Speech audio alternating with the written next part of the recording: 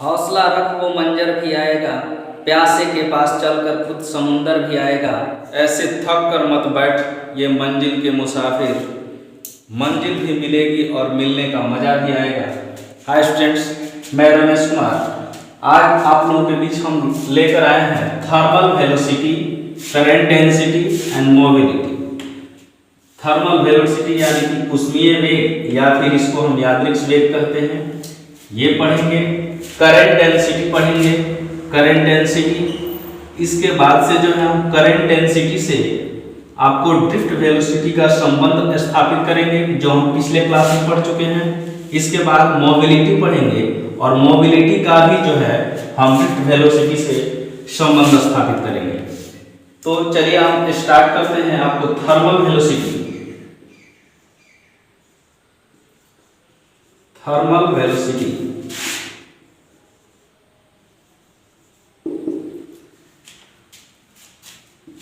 इसको हिंदी में ऊष्मीय वेग, ऊष्मीय वेग या यादृक्ष वेग कहा जाता है। यादृक्ष वेग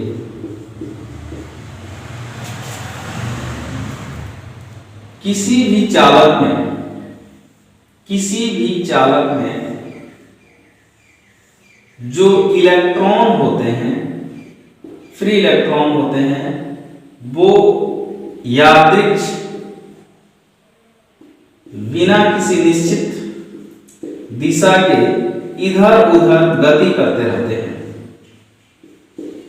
जो चालक के इलेक्ट्रॉन हैं वो बिना किसी निश्चित दिशा के इधर उधर उच्च वेग से गति करते रहते हैं। यानी अगर ये इलेक्ट्रॉन इधर जा रहा है तो दूसरा ये इलेक्ट्रॉन इधर गया, कोई इलेक्ट्रॉन इधर गया, कोई इलेक्ट्रॉन इधर गति कर रहा है। तो चालक के अंदर इस तरह के इलेक्ट्रॉन के गति को हम जो है यादृक्ष वेग या यादृक्ष जो है ऊष्मीय वेग कहते हैं।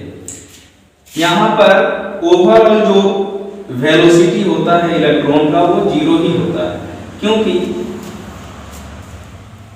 ओवरऑल यानी कि हम कहने का अर्थ है जो औसत वेग है इलेक्ट्रॉन का चालक के अंदर, जब हम कोई ईएमएफ यानी विभव नहीं दिए हैं उस समय ओवरऑल वेलोसिटी जीरो होता है। इसीलिए बिना किसी बैटरी जोड़े किसी चालक में जो वोल्टेज होता है भी वो हमेशा जीरो होता है, क्योंकि वोल्टेज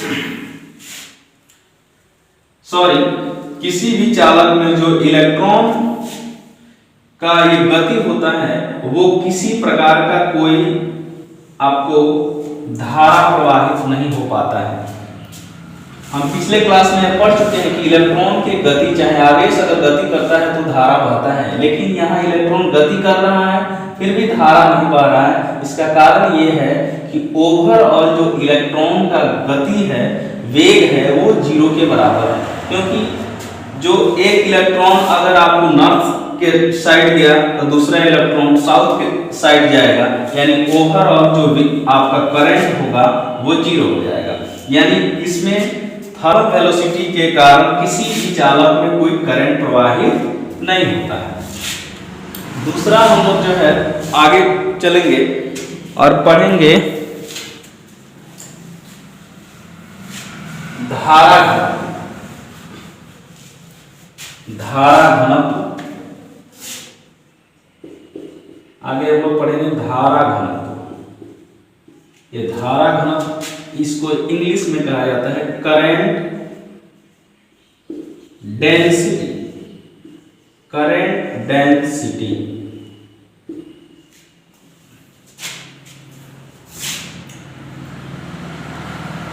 अगर किसी चालक का अनुप्रस्थ काट का जो क्षेत्रफल है, अनुप्रस्थ काट का क्षेत्रफल जो A है, यानी जो क्रॉस सेक्शनल एरिया है, वो अगर 1 मीटर स्क्वायर है तो इसमें प्रवाहित होने वाले करंट को, धारा को हम आपको धारा घनत्व कहते हैं। यानी कि अगर किसी चालक में एक बैटरी जोड़ते हैं और उस चालक का अनुप्रस्थ काट का क्षेत्रफल, यानी आपको ये मार्कर है तो ये वाला क्षेत्रफल अगर 1 मीटर स्क्वायर होता है तो उसमें बहने वाले धारा को ही हम क्या कहते हैं, धारा घनत्व कहते हैं। यानी अगर किसी चालक का अनुप्रस्थ काट का क्षेत्रफल 1 मीटर स्क्वायर है, एकांक है या यूं कहे यूनिटी है, तो उसमें बहने वाले धारा को हम उसका धारा घनत्व कहते हैं। यानी जो धारा घनत्व होता है वो एकांक अनुप्रस्थ काट के क्षेत्रफल में प्रवाहित धारा होता है। यानी एक बार हम फिर से इसको रिपीट करते हैं, अगर किसी चालक का अनुप्रस्थ काट का क्षेत्रफल 1 मीटर स्क्वायर हो तो उससे बहने वाली धारा को धारा घनत्व कहते हैं। इसको धारा घनत्व को हम J से डिनोट करते हैं। इसको किससे सूचित करते हैं, J से सूचित करते हैं। यह एक सदिश राशि है। कैसी राशि है ये, सदिश राशि है, यानी ये वेक्टर क्वांटिटी है, सदिश राशि है। इसमें मैग्नीट्यूड और परिमाण, यानी आपको परिमाण और दिशा दोनों होता है। इसके साथ ही अगर हम J बराबर फॉर्मूला निकालना चाहें तो ये हो जाएगा आपको धारा बटा में क्षेत्रफल। ये कहां से आया, हम यहाँ डिफिनेशन में बोले हैं कि 1 मीटर स्क्वायर क्षेत्रफल में प्रवाहित धारा को हम धारा घनत्व कहते हैं। अगर 1 मीटर स्क्वायर क्षेत्रफल में अगर 10 एम्पियर धारा बहता है तो ये 10 ही उसका क्या होगा, धारा घनत्व।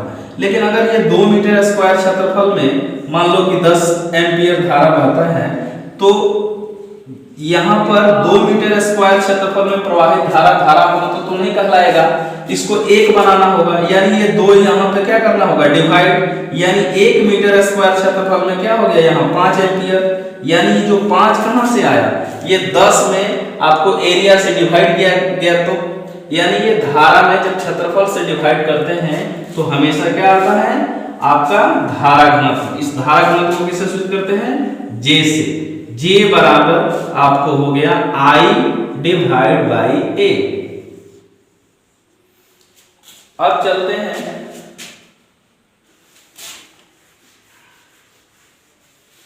आगे, चलते हैं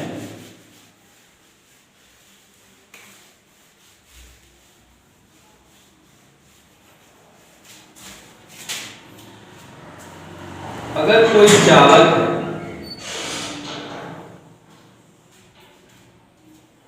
जिसके अनुप्रस्थ काट का क्षेत्रफल A जो है 1 मीटर स्क्वायर है और इसका क्षेत्रफल जो है A है और इसमें प्रवाहित होने वाली जो धारा घनत्व है वो अगर J है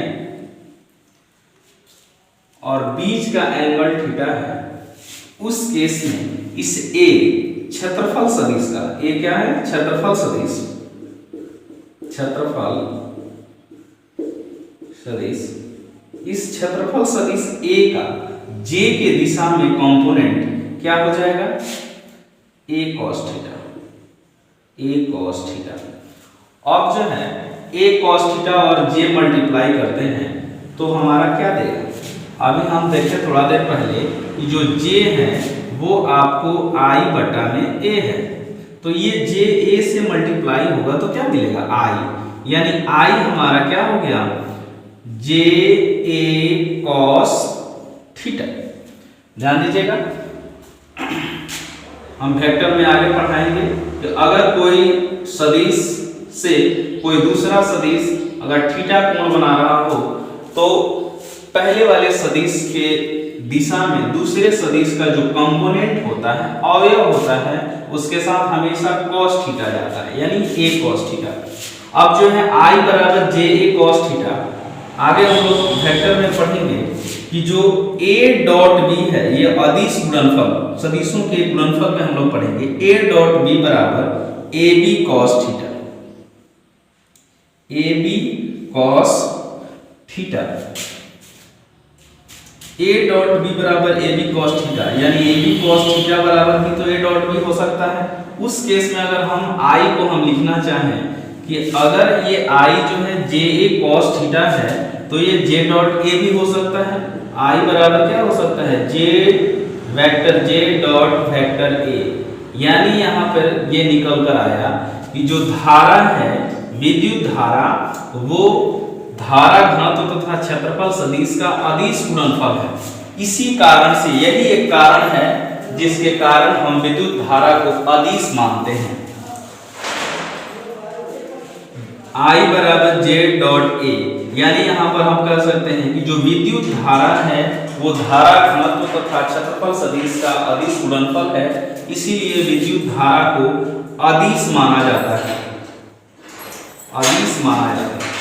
आगे हम लोग चलते हैं, आगे हम लोग पढ़ेंगे रिलेशन बिटवीन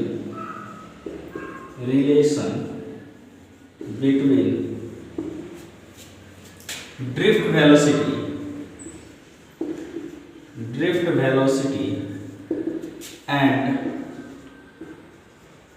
करंट डेंसिटी, यानी कि अनुगमन वेग तथा धारा घनत्व में संबंध।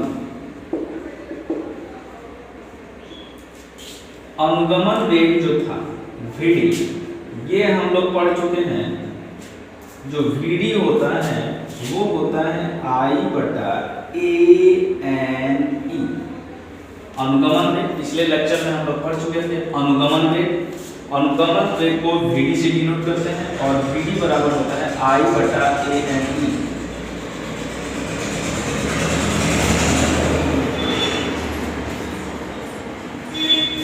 पिछले लेक्चर में हम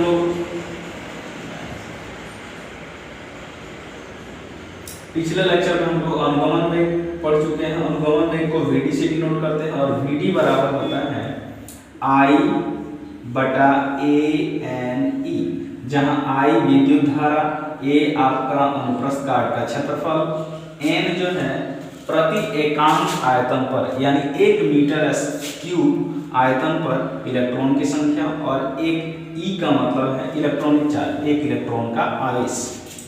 आगे जो है अभी हम लोग धारा घनत्व के बारे में पढ़े। धारा घनत्व को किससे सूचित करते हैं, J से, और J बराबर क्या होता है, ये इक्वेशन फर्स्ट हो गया। J बराबर क्या होता है, I बटा में A, इक्वेशन सेकंड। अगर I बटा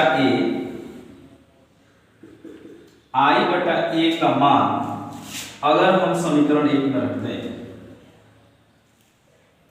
I बटा A का मान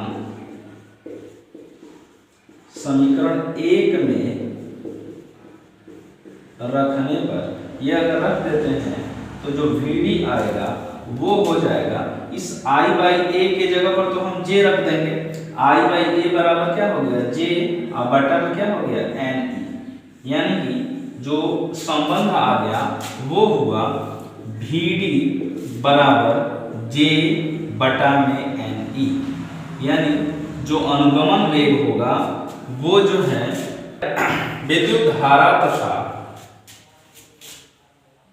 प्रति एकांक आयतन पर इलेक्ट्रॉन की संख्या इलेक्ट्रॉनिक आवेश के अनुपात के बराबर होगा। ये Vd बराबर J बटा NE, या फिर इसको ऐसे भी लिख सकते हैं कि जो J है धारा घनत्व वो Vd NE के बराबर होगा, यानी जो आपका धारा घनत्व है वो अनुगमन वेग प्रति एकांक आयतन पर इलेक्ट्रॉन की संख्या तथा इलेक्ट्रॉनिक आवेश के गुणनफल के बराबर होता है।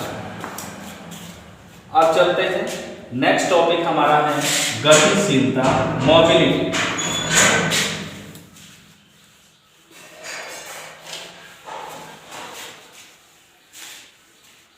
नेक्स्ट टॉपिक हम लोग पढ़ेंगे गतिशीलता यानी मोबिलिटी।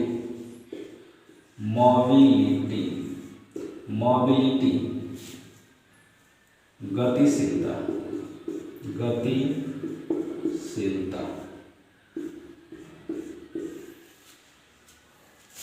किसी भी चालक में जो अनुगमन वेग है Vd तथा उस चालक में का आपका विद्युतीय क्षेत्र के अनुपात को हम क्या कहते हैं, मोबिलिटी। यानी जो इस मोबिलिटी होगा वो किसी भी चालक, अगर कोई चालक है तो इसके अनुगमन वेग Vd तथा इसके विद्युतीय क्षेत्र E के अनुपात होगा। यानी किसी चालक का अनुगमन वेग तथा उस चालक के विद्युतीय क्षेत्र के अनुपात को मोबिलिटी कहते हैं। इस मोबिलिटी को हम m से डिनोट करते हैं, तो जो m होगा वो हो जाएगा आपको Vd divide by E, Vd divide by E। ये मोबिलिटी चालक के आपको ड्रिफ्ट वेलोसिटी या फिर विद्युतीय क्षेत्र पर निर्भर नहीं करता है। इसे हम Vd का वैल्यू पुट करके भी निकाल सकते हैं। जैसे अभी थोड़ा देर पहले पढ़े हम लोग, जो Vd होता है वो होता है I डिवाइड बाई ANE। तो हम इस I बटा ANE को Vd के जगह में पुट कर सकते हैं। यानी जो m आएगा वो हो जाएगा I, Vd के जगह पर हम ये सब लिखेंगे I डिवाइड बाई ANE और नीचे में E है तो E। यहाँ स्मॉल e इलेक्ट्रॉनिक चार्ज है, यानी एक इलेक्ट्रॉन का आवेश है, जबकि ये E जो है विद्युतीय क्षेत्र को निरूपित करता है। यानी जो m है वो हो गया m बराबर I divide by ANE into capital E। ये